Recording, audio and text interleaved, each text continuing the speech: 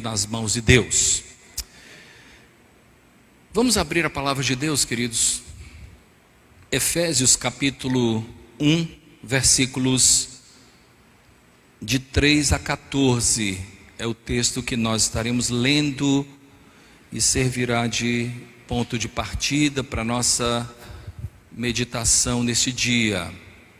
Procuraremos expor esse texto e buscar o entendimento espiritual para o nosso viver. Efésios capítulo 1, versículos de 3 a 14.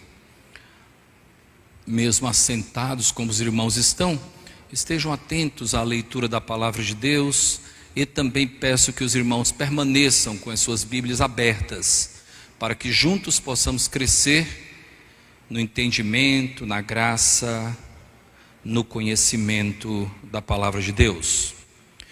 Bendito o Deus e Pai de nosso Senhor Jesus Cristo, que nos tem abençoado com toda sorte de bênção espiritual nas regiões celestiais em Cristo, assim como nos escolheu nele antes da fundação do mundo, para sermos santos e irrepreensíveis perante ele, e em amor nos predestinou para ele, para a adoção de filhos por meio de Jesus Cristo, segundo o beneplácito da sua vontade, para louvor da glória de sua graça, que ele nos concedeu gratuitamente no amado, no qual temos a redenção, pelo seu sangue, a remissão dos pecados, segundo a riqueza da sua graça, que Deus derramou abundantemente sobre nós, em toda a sabedoria e prudência,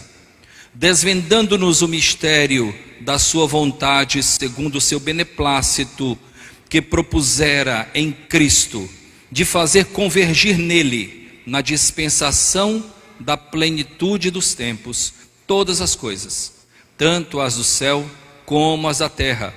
Nele, digo, no qual fomos também feitos herança, predestinados segundo o propósito daquele que faz todas as coisas conforme o conselho da sua vontade, a fim de sermos para louvor da sua glória, nós, os que de antemão esperamos em Cristo, em quem também vós, depois que ouvistes a palavra da verdade, o evangelho da vossa salvação, tendo nele também crido, fostes selados com o Espírito Santo da promessa, o qual é penhor da nossa herança, até ao resgate da sua propriedade, em louvor da sua glória. Amém.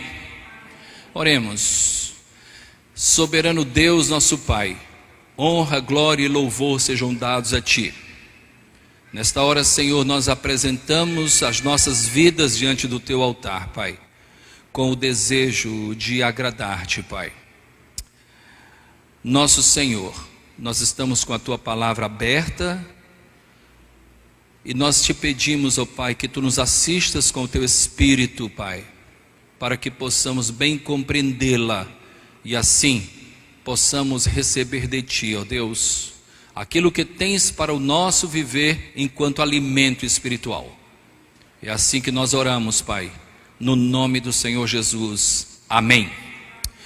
Meus amados irmãos em Jesus Cristo, essa carta foi escrita pelo apóstolo Paulo. O apóstolo Paulo estava preso, provavelmente em Roma, que era uma prisão domiciliar, quando ele escreveu essa carta. O apóstolo Paulo ficou aproximadamente 2 anos preso em prisão domiciliar, e ele escreveu algumas cartas, dentre elas a carta aos Efésios.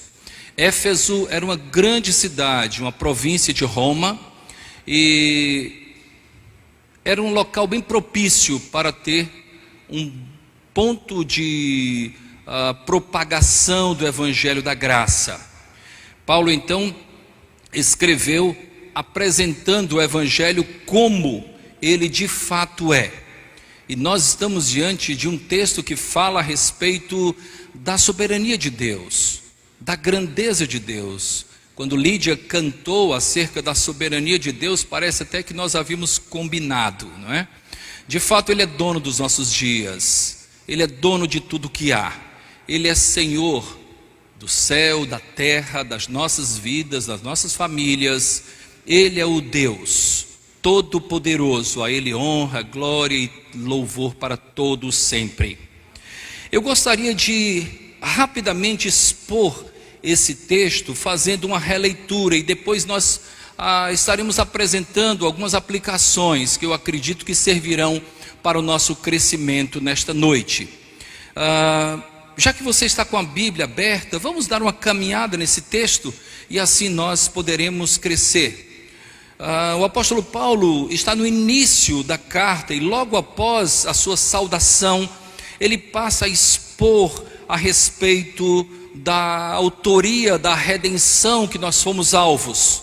Ele começa dizendo: bendito Deus e Pai do nosso Senhor Jesus Cristo, que nos tem abençoado com toda sorte de bênção espiritual nas regiões celestiais em Cristo. Paulo então está expondo exatamente aquilo que diz respeito à ação de Deus no nosso viver. A situação é essa: o Senhor nos sustenta espiritualmente, Ele nos abençoa e nos derrama bênçãos espirituais. Paulo então não tem nenhuma dúvida de que o nosso Senhor não permite que nada venha a nos faltar. Eu lembro que, escrevendo aos Romanos, o apóstolo Paulo diz: aquele que não poupou nem o seu próprio filho, antes o entregou, como não nos dará juntamente com Cristo, com Ele, todas as coisas? Então, na verdade, nós estamos vivendo o âmbito espiritual. Lá no Salmo 37, versículo 4, nós encontramos o salmista Davi abordando da seguinte forma: agrada-te do Senhor, e Ele satisfará os desejos do teu coração. Certamente Davi tinha compreensão de que Deus de fato é adorado de uma maneira espiritual. Então, quando Ele é adorado de uma maneira espiritual, o nosso coração está voltado para o que é espiritual. Os desejos espirituais são todos supridos, são todos realizados pela bondade e grandeza do Senhor. Depois o apóstolo Paulo diz assim: assim como nos escolheu nele, em Cristo, é nele que somos escolhidos, antes da fundação do mundo, para sermos santos e irrepreensíveis perante Ele e em amor. Duas coisas importantes nesse versículo. Primeiro, tudo que nós temos é por meio de Cristo. A grande verdade é que a diferença que há entre a velha aliança e a nova aliança, a grande diferença é o mediador, que é Cristo.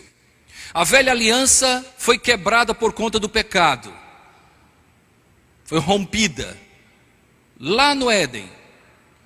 A nova aliança, na velha aliança tinha somente Deus e o homem. Na nova aliança nós temos o mediador, que é Cristo. Na nova aliança tudo que nós recebemos é por meio de Cristo. Na nova aliança tudo que nós pedimos a Deus é por meio de Cristo. O acesso é Cristo. Por isso que o apóstolo Paulo disse que nada nos separará do amor de Deus que está em Cristo. É nele que somos amados, é nele que somos salvos. E é por isso também que nós oramos no nome de Jesus, não no meu próprio nome, porque na nova aliança há um mediador, que é Cristo.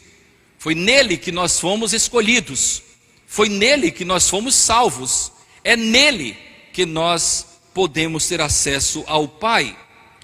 Continuando ainda, ele diz: nos predestinou para Ele, para a adoção de filhos por meio de Jesus, segundo o beneplácito da sua vontade, não é? Beneplácito é consentimento, tá? É concordância. Então, segundo a concordância da sua vontade. Existe uma vontade soberana em Deus. Existe uma vontade que pertence somente a Ele. Se você continuar lendo essa grande carta que Paulo escreveu aos Efésios, você vai se deparar logo no capítulo 2, algo que fará com que você realmente perceba de que forma você foi encontrado. Quando Paulo diz que nós fomos encontrados mortos em nossos delitos e pecados, e fomos vivificados nele, em Cristo Jesus. Então a grande verdade é que o acesso à salvação é algo que parte de uma maneira unilateral, veio de Deus. Não é uma ação da sinergia, tá? Não há uma participação, nós simplesmente fomos chamados. Por isso que a Bíblia nos ensina que nós somos salvos primariamente porque fomos convencidos que somos pecadores. E quem é que nos convence que somos pecadores? O Espírito Santo. Essa é a ação primária do Espírito Santo de Deus. Ele nos convence do pecado, da justiça e do juízo. E é tão belo quando nós nos deparamos com essa realidade da ação trinitária da nossa salvação, queridos.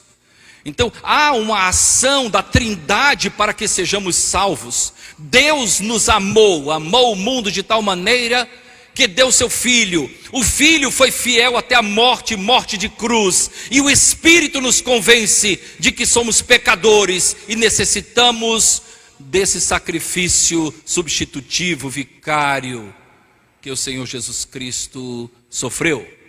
Há uma ação, portanto, da Trindade para que nós sejamos salvos. E como isso é belo, isso é uma doutrina belíssima que eu amo demais.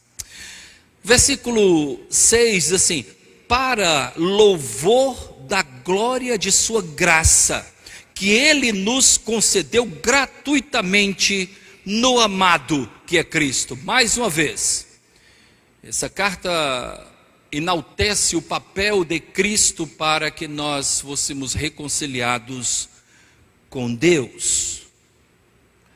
Agora versículo 7, no qual em Cristo, não é? Temos a redenção, pelo seu sangue, a remissão dos pecados, segundo a riqueza da sua graça. Cada versículo desse certamente poderia ser alvo de uma pregação, não é? Mas como nós só temos hoje, por enquanto, nós então vamos dar somente algumas pinceladas e depois nas aplicações certamente nós cresceremos ainda mais. Veja o que diz o versículo 7, como falamos, né? Em Cristo temos a redenção. Quem é que precisa de redenção? Quem é escravo. De modo que nas palavras de Paulo, agora escrevendo aos Colossenses, nós somos transportados do império das trevas, onde éramos escravos, para o reino do Filho do seu amor. Há um reino, há um rei, mas nesse novo reino, nós não somos escravos, nós somos filhos, amados, nos tornamos filhos adotados. Há uma curiosidade naquilo que diz respeito às terminologias usadas para Jesus. Ele era chamado de unigênito do Pai. Depois ele passou a ser chamado de primogênito do Pai, porque ele passou a ter outros irmãos como eu e você. É a bênção de sermos filhos de Deus. Cristo então é primogênito. Lá em João nós encontramos: veio para o que era seu, mas os seus não o receberam. Mas a todos quantos o receberam, deu-lhes o poder de serem feitos filhos de Deus, a saber, os que creem no seu nome. Essa é uma grande bênção. Não é por acaso que o apóstolo Paulo dizia que o amor de Cristo o constrangia, porque ele abriu mão da sua glória para estar entre nós. Versículo 8 diz, ainda versículo 7, eu não posso pular, não é? No qual temos a redenção, fomos libertos pelo sangue, a remissão de nossos pecados, segundo a riqueza da sua graça. Nós fomos então livres pelo preço de sangue, não é? E isso também é de grande importância, porque pouco se fala, pouco se considera essa realidade da propiciação colocada pelo apóstolo Paulo, escrevendo aos Romanos no capítulo 3. Deus colocou Jesus no lugar de propiciação. O que é propiciação? É oferta pelo pecado.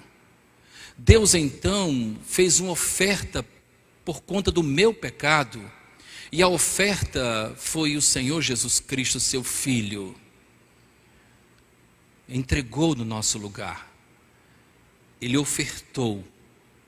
Por isso que ainda no capítulo 3 nós encontramos que Deus foi justo e justificador daquele que crê. Ele foi justo porque Ele não burlou a nossa salvação. A remissão de pecados, era necessário que houvesse o derramamento de sangue, e Ele entregou o seu próprio Filho como oferta pelo nosso pecado. E no final do versículo 7 nós encontramos, segundo a riqueza da sua graça, que Deus derramou abundantemente sobre nós em toda sabedoria e prudência, desvendando-nos o mistério da sua vontade, segundo o beneplácito, mais uma vez, segundo a concordância, que propusera em Cristo, de fazer convergir nele, em Cristo, na dispensação, quando Ele dispensou para nós a graça na plenitude dos tempos, todas as coisas, tanto no céu como na terra. Nele, em Cristo, digo, no qual fomos também feitos herança, predestinados segundo o propósito daquele que faz todas as coisas conforme o conselho da sua vontade. A vontade de Deus, a soberania de Deus. Há em nossa igreja uma família muito querida, e eles vieram da Paraíba, de João Pessoa, e um dia eu estava fazendo discipulado lá, eles abrigam um grupo pequeno. E ela pediu para que eu chegasse um pouco mais cedo, que ela tinha algumas dúvidas. E nós ali começamos a conversar. E ela estava com muita dúvida em relação a essa soberania de Deus. Como a vontade de Deus, por que isso? E em um determinado momento eu disse: minha irmã, a senhora acha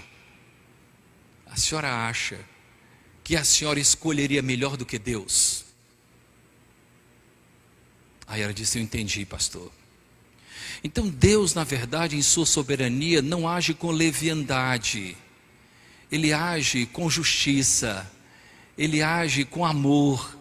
Por isso o texto é claro que diz que Ele nos predestinou em amor. E nós, durante muito tempo, pelo menos a minha geração, Marta, nós passamos tanto tempo correndo dessa palavra. Mas é uma palavra legítima, porque o nosso Deus é soberano sobre todas as coisas. Ele tem tudo sob controle, nada é novo para Ele. Ele é Deus do passado, do presente e do futuro. É um Deus atemporal, é um Deus que tudo sabe, é um Deus que tudo pode, é um Deus onipresente, é um Deus todo-poderoso, e é um Deus também amável. Os seus atributos não se chocam. Ele é justo e ao mesmo tempo amoroso. A sua justiça não entra em rota de colisão com o seu amor. Deus nada faz que não seja justo, porque a justiça é um atributo de Deus, atributo moral de Deus. Nada Ele faz como produto do acaso. Nós nos equivocamos, mas Deus é perfeito. Em nossa igreja eu sempre digo algo. Eu digo que nós nunca pregamos aquilo que nós achamos. Porque o que eu acho hoje, posso vir a deixar de achar amanhã.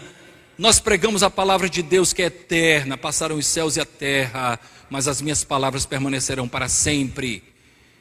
É nele que nós temos toda a convicção. E quando eu me deparo com a soberania de Deus, com a sua grandeza, com aquilo que Ele vê, com a maneira como Ele age, de fato eu passo a admirar mais o meu Senhor. Versículo 10, de fazer convergir nele a dispensação. Muito bem. Agora o versículo 11, nele, digo, no qual também fomos feitos herança, predestinados segundo o propósito daquele que faz todas as coisas conforme o conselho da sua vontade, a fim de sermos para o louvor da sua glória, nós que de antemão esperamos em Cristo. Agora esse versículo 12, ele está falando de quê? Quem é que esperava? Os judeus. Primeiro ele fala dos judeus, depois ele fala dos gentios. Presta atenção comigo. A fim de sermos para o louvor da glória, nós que de antemão esperávamos em Cristo. Os judeus eram quem esperava. Os gentios não tinham qualquer noção. Se você ler Romanos capítulo 1, você vai perceber a condição dos gentios, sem qualquer conhecimento. Agora ele fala dos gentios, em quem também vós, gentios, lembrem que os efésios eram gentios, tá?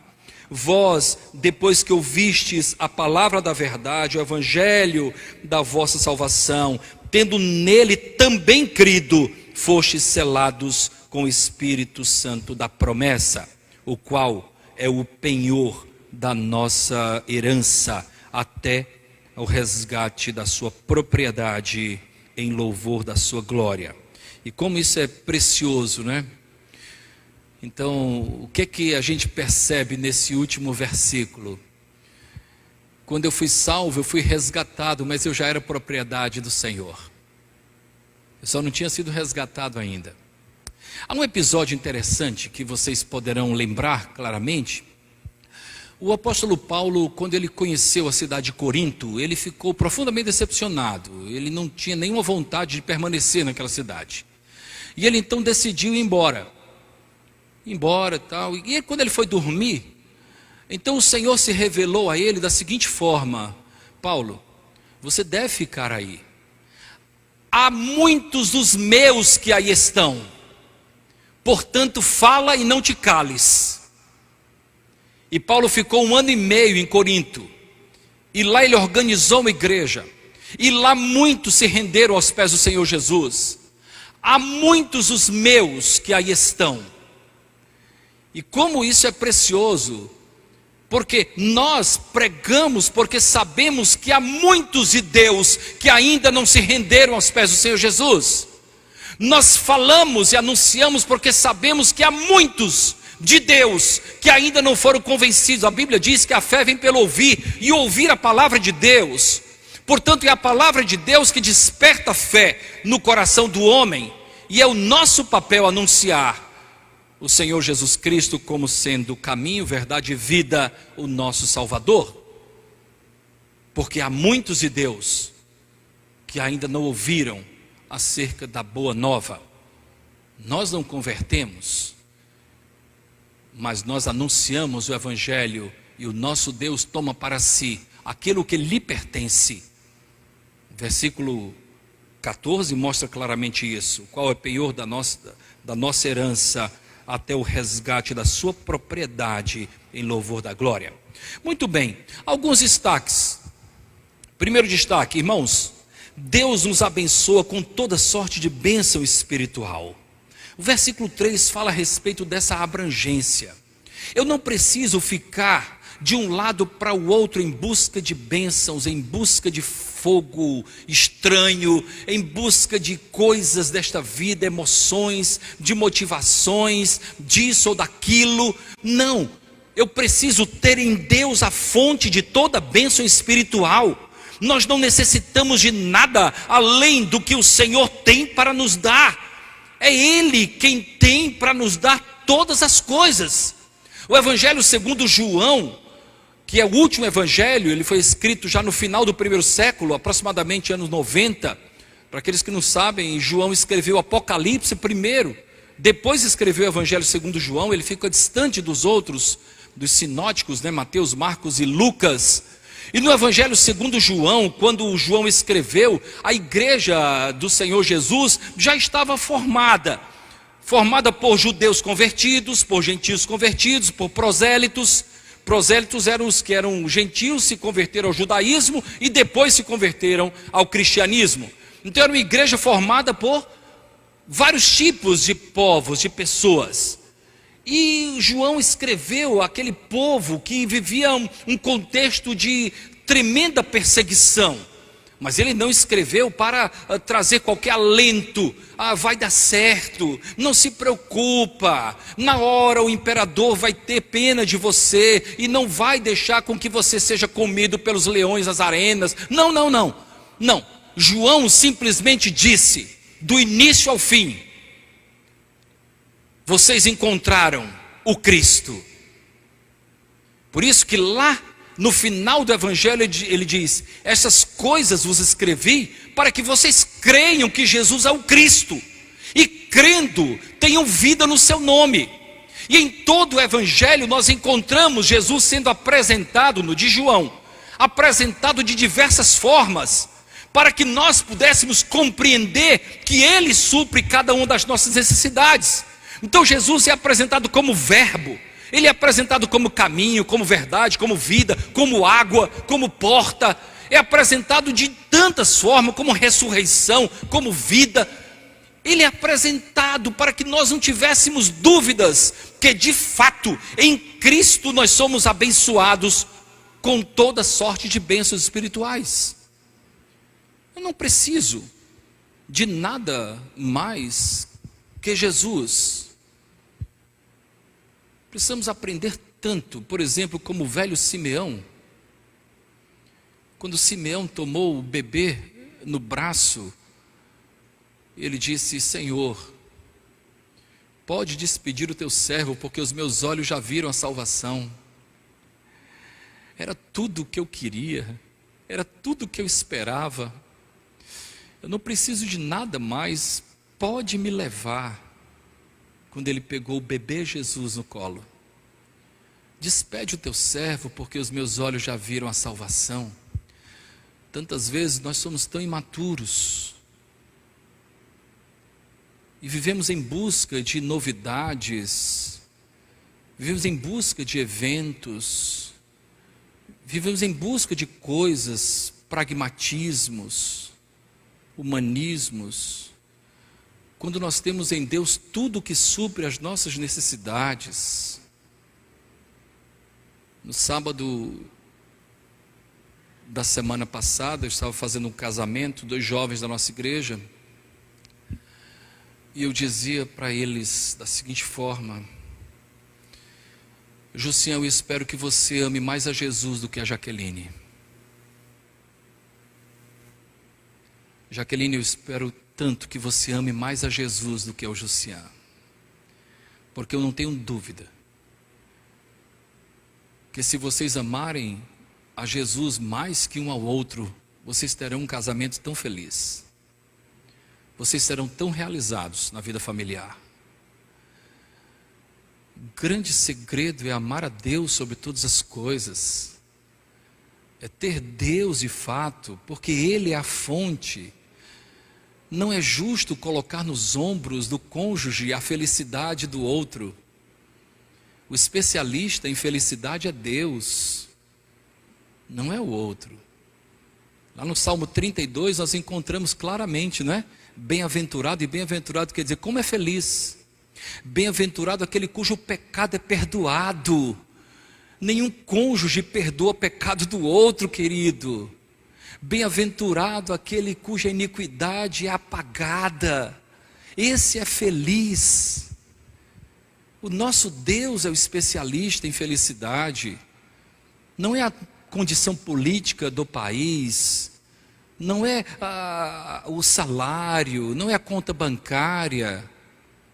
O nosso Deus é fonte da felicidade. Ele é especialista nisso. Então nós encontramos, queridos, que Deus nos abençoa com toda sorte de bênção espiritual. Não fica nada. Eu não preciso de nada mais que ter uma vida na presença de Deus. Um segundo destaque, para não me demorar tanto. Irmãos, tudo o que o Senhor tem para nos dar, Ele o faz por meio de Cristo. O amor de Deus está em Cristo. Em Cristo, nossas necessidades são supridas. O apóstolo Paulo, escrevendo aos Filipenses, fala a respeito disso, capítulo 4, versículo 19: o meu Deus suprirá todas as vossas necessidades em Cristo. O que recebemos é por meio de Cristo. Apesar de sermos imerecedores, nós fomos feitos filhos de Deus. Então Ele é quem trabalha o nosso viver. Um terceiro destaque para caminharmos, queridos: a nossa salvação. Queria que você prestasse bastante atenção nisso. Como isso é precioso. A nossa salvação tem características que não podem ser desconsideradas. Primeiramente, consideremos que a nossa salvação tem 3 tempos. 3 tempos. O tempo da justificação, quando por um ato de Deus nós fomos justificados. O primeiro tempo é esse. O segundo tempo é o que nós estamos vivendo, que é o tempo da santificação. Porque sem santificação ninguém verá a Deus. É o segundo tempo. E o terceiro tempo é a glorificação do corpo. Nunca nos esqueçamos, nós não podemos ser simplistas. Existe sim 3 tempos distintos da nossa salvação: o dia que fomos justificados, a vida de santificação, e o dia quando o nosso corpo, à semelhança do de Cristo, será glorificado. Mas a salvação tem algumas características. Primeiro, ela foi decretada antes da fundação do mundo. O nosso Deus decretou isso, versículo 4, que haveria esperança, que haveria salvação. No versículo 4 nós encontramos: assim como nos escolheu nele, em Cristo, antes da fundação do mundo, para sermos santos e irrepreensíveis perante ele e em amor. Outra característica, tem como propósito nós sermos santos e irrepreensíveis diante de Deus. É isso mesmo. Você não foi salvo simplesmente para sair por aí dizendo: olha, não vou perder minha salvação por nada. Não. Existe uma marca inequívoca daquele que é salvo, que é a busca da santificação. Afinal de contas, se você ler lá em Romanos, você vai ver algo muito precioso, que diz assim, né? Muita gente fica só no primeiro versículo: todas as coisas cooperam para o bem daqueles que amam a Deus, né? Amém, né? Daqueles que foram chamados segundo o seu propósito, para serem formados à imagem do Filho. Nós estamos sendo formados à imagem de Cristo. É isso que se chama santificação. É a busca de nos identificarmos com o Senhor Jesus a cada dia. É isso que se chama aperfeiçoamento, tendo em vista que nós estamos sendo formados à imagem do varão perfeito, que é Cristo. Nós fomos salvos dentro desse propósito, para sermos santos e irrepreensíveis diante de Deus. Às vezes as pessoas colocam, eu já vi adesivos em carros, é possível que vocês já tenham visto também? É Deus quem me julga. E a vontade é dizer assim: isso não te apavora, campeão? Você não fica apavorado porque Deus julga, conhecendo as motivações que há no nosso coração. Nós julgamos muitas vezes pela aparência, julgamos muitas vezes por um ato de bondade feito aqui ou acolá, mas o nosso Senhor conhece tudo o que há. Ele conhece todas as coisas. Vocês já perceberam, desculpe, somente abrindo um parêntese aqui, vocês já perceberam que os momentos mais difíceis dos personagens bíblicos foram diante de Deus? Não foi diante do diabo. O Senhor Jesus Cristo foi tentado, né? Lá no deserto, enfrentou com a palavra de Deus, mas quando ele esteve no Getsêmani, a Bíblia diz que a alma dele se angustiou profundamente. Era ele, Deus, diante da iminência da sua morte, Era Ele, Deus, a iminência de carregar sobre si o meu pecado e o seu pecado. Já parou para pensar por que Jesus Cristo disse: Deus meu, por que me desamparaste? Porque quando Deus olhou para Jesus, Ele viu o meu pecado e o seu. E o nosso Deus, que é santo, não se contamina com o nosso pecado. Então, queridos, os momentos mais difíceis que nós encontramos os personagens bíblicos vivendo foram diante de Deus. O profeta Isaías, quando se deparou com Deus, ele disse: ai de mim, estou perdido, ai de mim. Moisés, quando se deparou com Deus, tira a sandália dos pés. Às vezes nós não consideramos essa realidade. Nós estamos diante de Deus Todo-Poderoso, que conhece tudo que há em nós, meus irmãos. Ele tem como propósito que nós sejamos santos e irrepreensíveis diante dele, do Senhor.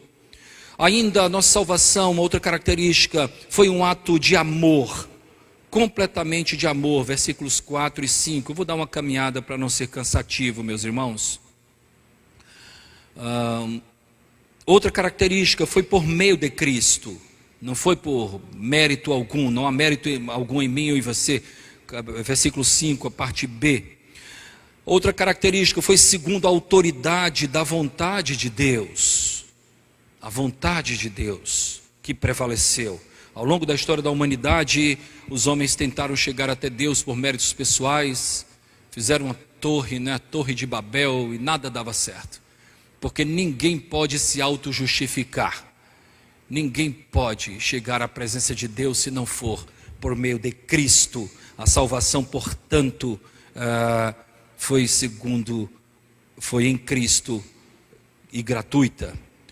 Outra característica, a nossa salvação tem como propósito final o louvor da glória da graça de Deus.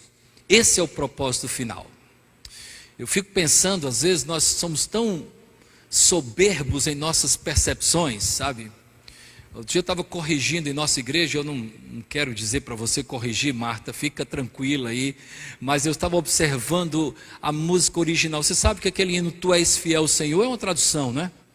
E eu estava observando no original, não é fiel a mim. Deus não é fiel a mim, Ele é fiel a Ele mesmo. E nós cantamos lá, Tu és fiel, Senhor, fiel a si. Porque existe uma coisa que Deus não pode fazer, é negar a sua palavra. Ele é fiel àquilo que Ele prometeu. E nós somos beneficiados com a sua fidelidade. Ele é fiel à sua promessa. Ele é fiel àquilo que Ele prometeu. E nós somos beneficiados porque Ele prometeu salvação. Porque Ele enviou a Cristo. Porque nele, em Cristo, nós temos acesso ao Senhor. A salvação, portanto, tem outra característica, tem como propósito final o louvor da glória de Deus e não a nossa. E finalmente, a nossa salvação tem como última característica destacada, que na salvação é revelado o mistério da vontade de Deus e da sua autoridade proposta em Cristo Jesus. O versículo 9 diz isso: desvendando-nos o mistério da sua vontade, segundo o beneplácito que propusera em Cristo. Muito bem, ainda destaco a condição de salvos, que a condição de salvos é conhecida pela maneira como nós vivemos. Isso é verdade. Olha o que diz o versículo 12, porque nós estamos acostumados a falar assim, não julgueis, não julgueis. Realmente não é legal julgar, não é uma coisa boa. No entanto, pelos frutos nós somos conhecidos. No entanto, o versículo 12 diz,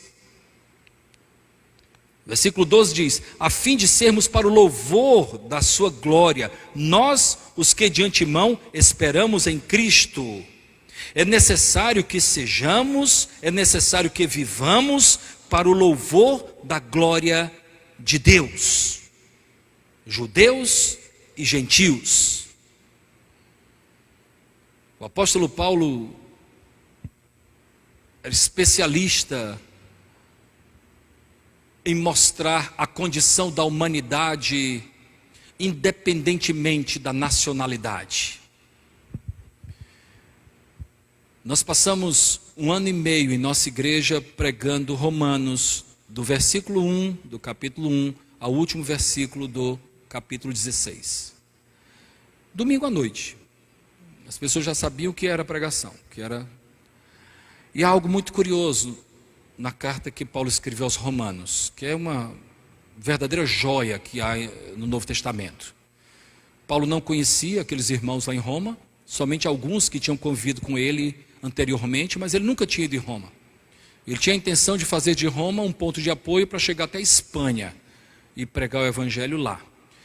Mas ele começa abordando a realidade da humanidade e ele inicia pelos gentios, mostrando a degradação da humanidade sem Deus.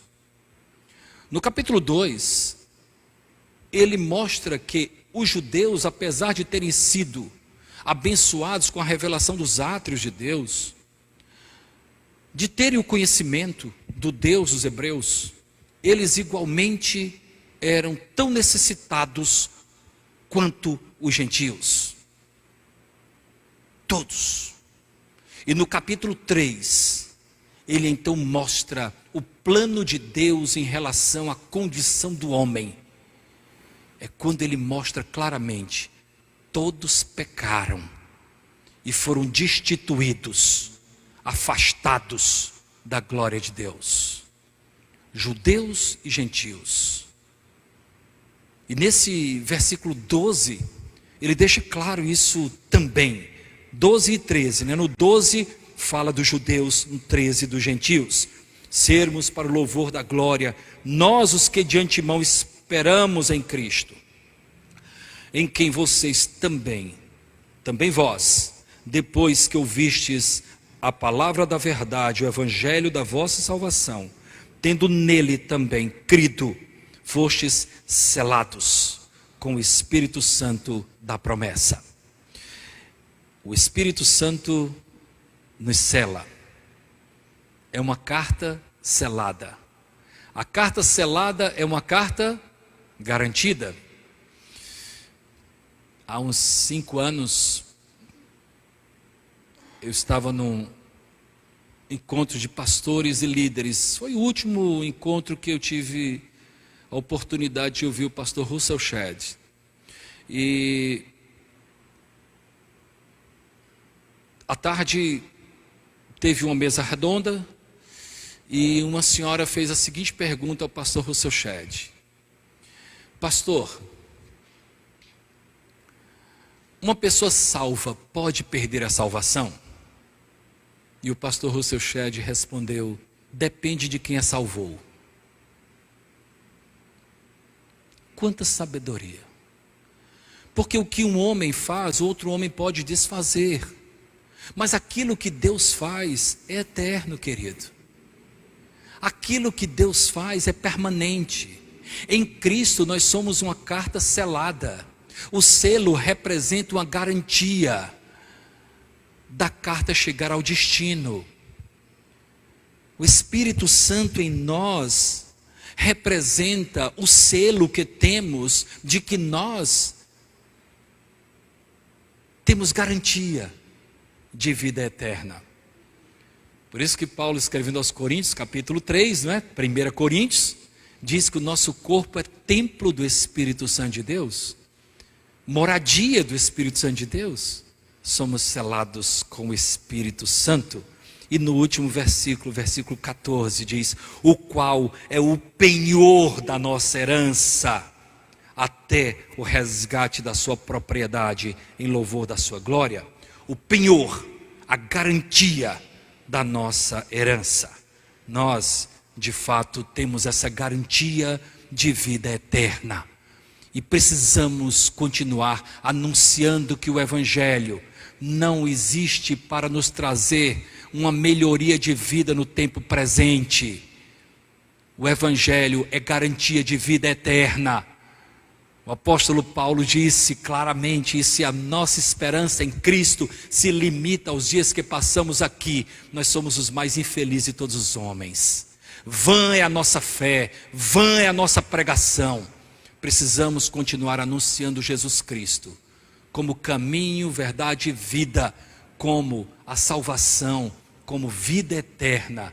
As verdades que ele proferiu não podem serem deixadas de lado, na periferia, não é? À margem daquilo que pregamos. Ele disse: eu sou a ressurreição e a vida. Aquele que crê em mim, ainda que morra, viverá. Ele disse: na casa de meu pai há muitas moradas. Se assim não for, eu vou-lhe teria dito, pois vou preparar lugar, para que onde eu estiver, estejais vós também. Essa é a mensagem do Evangelho da Graça. Precisamos continuar firmes. Os dias são difíceis, os desafios são grandes, mas nós temos o Senhor Jesus, mas nós temos o selo do Espírito, temos o penhor, que é a nossa garantia, e nós precisamos continuar anunciando que em Cristo há vida plena, abundante e eterna, e nisso o Senhor será glorificado para todo sempre. Amém. Que Deus abençoe essa igreja, que Deus continue sustentando cada família, o ministério dessa igreja. Um abraço, que Deus continue sustentando-nos com o seu braço forte.